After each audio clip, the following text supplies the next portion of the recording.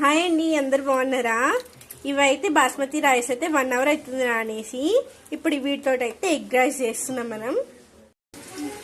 ఇదిగోండి, మనం వేడి బాస్మతి రైస్ అయితే అయిపోయింది. ఇటు కంచుల్లో వచ్చేసరికి 2 పావులు నూనె పోసుకొని ఎగ్స్ కూడా కొట్టేసుకున్నా. 5 eggs కొట్టుకున్నా.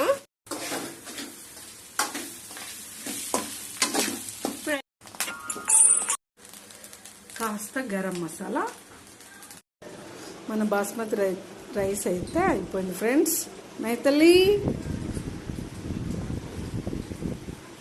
ఎలా ఉంది మైతల్లి?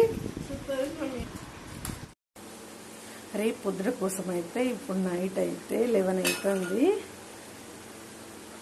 సజ్జలు, మినపప్పు, దోశలకైనా ఇడ్లీకైనా.